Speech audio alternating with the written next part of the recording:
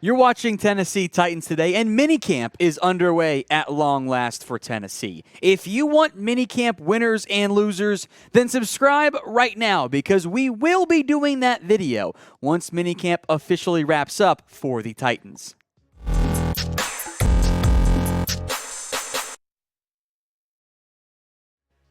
We've got some Titans minicamp news and takeaways coming up, beginning with the latest on Jeffery Simmons.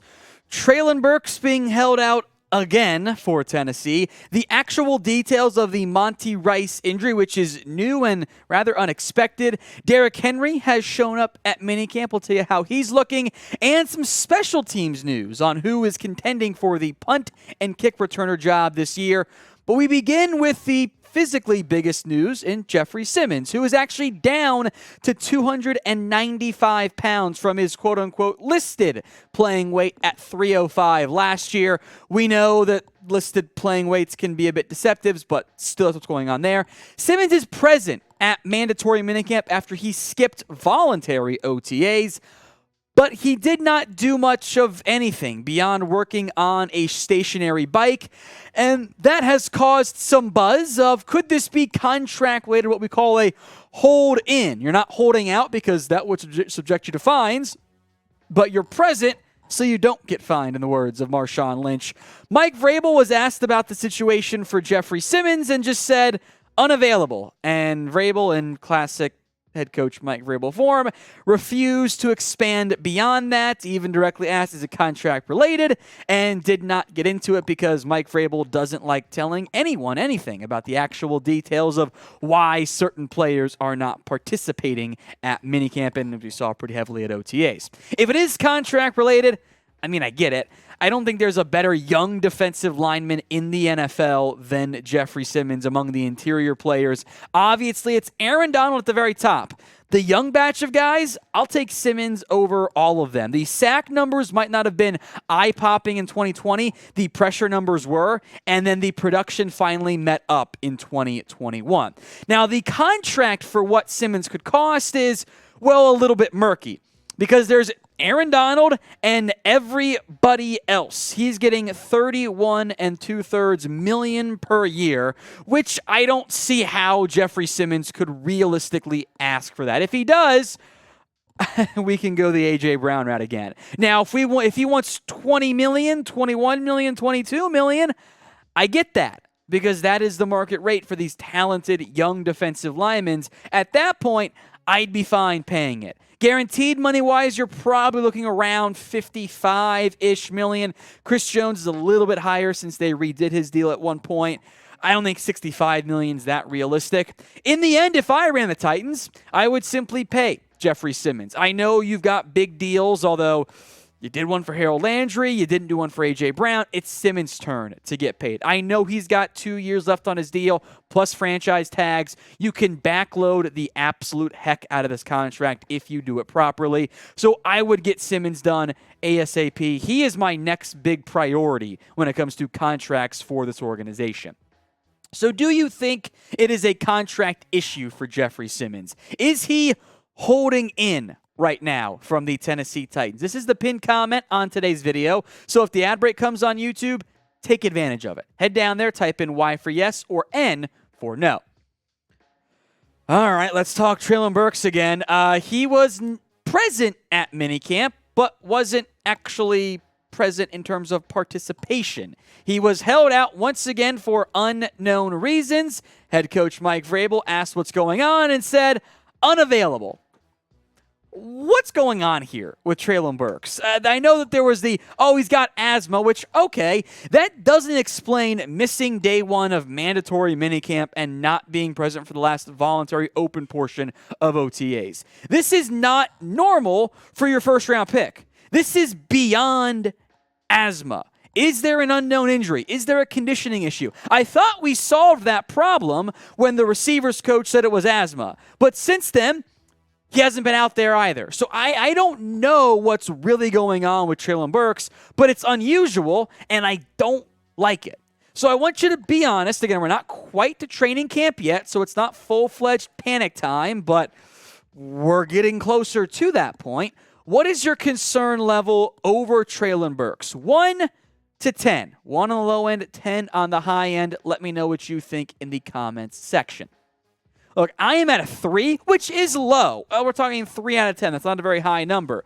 But still, we should be at a 0 right now with your first-round pick and rookie star and supposed high-impact first-round pick out of Arkansas. You need him out there. It is unusual. I know that some in Tennessee media are calling it a non-story. Well, we keep talking about it. They keep asking about it every day because he's not out there. So we can call it a minor story. That's fine. But to call it a non-story, it feels a little bit like burying our head in the sand and going, everything's fine, nothing to see here as the explosions behind me go off in the background. Like, we gotta acknowledge it at least a little bit here. I'm not panicking yet, but this is weird and abnormal, and it's not a good outcome for Tennessee. The good outcome would be Burks is out there and he's balling out. He's not right now. That's concerning. Now, if you want a good thing, how about this Tennessee Titans t-shirt combo? 40% off at chatsports.com/Titans combo. 2 t-shirts, 1 short sleeve, 1 long sleeve. 40% off will get you the cost that normally one of them ends up costing because it's tough to find officially licensed NFL team gear on the cheap, but they've got it at chatsports.com/Titans combo. That link takes you right into the Fanatics website, our good friends. So check it out. It's in the comments section and in the description, chatsports.com/Titans combo. Let's talk more minicamp takeaways on defense. Monty Rice, this is kind of a hybrid takeaway and also from minicamp and also like the actual season. As you all know, Monty Rice was placed on IR about midway through, a little bit after it, last year for what was called an ankle injury. Well, turns out it was actually an Achilles injury for Monty Rice, which is kind of shocking that information doesn't get conveyed until June of the next year in minicamp when we're a month-ish away from training camp. Rice is still working his way through rehab. At this point, I don't know when he's going to be cleared to fully return, if he'll even be cleared in time for training camp or week 1 of the NFL season, because Achilles injuries in general are not an instant overnight type of thing. So he was placed on IR in late November. That's a bit of a tricky timeline. So what that means is I think you have to operate under the assumption that you're not going to have Monty Rice week 1. So you're banking on guys like Zach Cunningham. Now it makes more sense why they kept him at a reduced rate.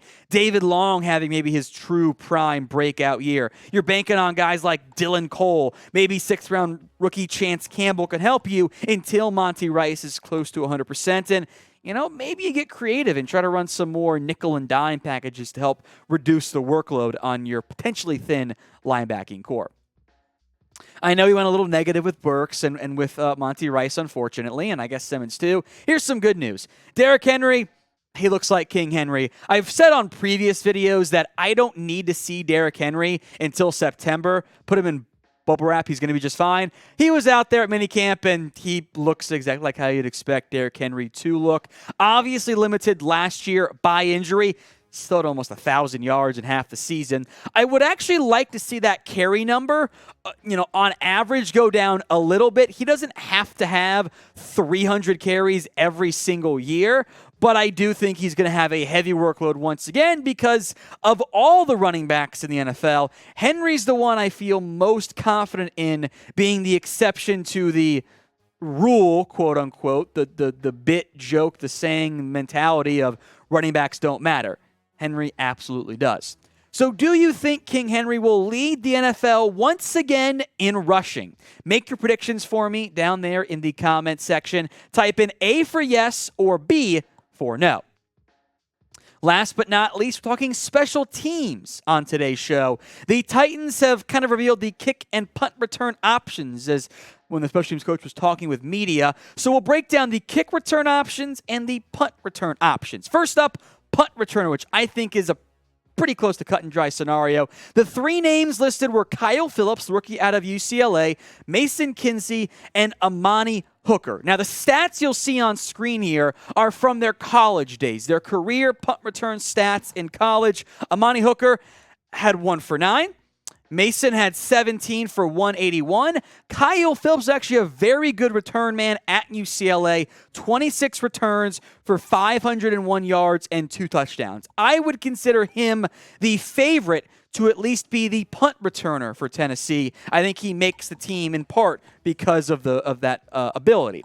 Now, the kick return options are a little bit different. Phillips carries over. Again, favorite to win the punt return job. Give him some reps on kick returns too. Reggie Roberson, the return man, the UDFA rookie from SMU, Racey McMath from LSU, and Trenton Cannon, the veteran running back. Again, the stats you see on screen here are college, except for Trent Cannon. He has a long list of NFL kick return reps. With the depth at running back beyond Dontrell Hilliard and Hassan Haskins, I could see Cannon being the favorite at kick returner as RB4 unless Kyle Phillips can impress in that role in camp in the preseason, because in an ideal world, you just have one guy handling both duties. But I would say Cannon, then Phillips, and maybe Roberson impresses, but McMath and those guys haven't done it in college. So keep an eye on Cannon for that particular job.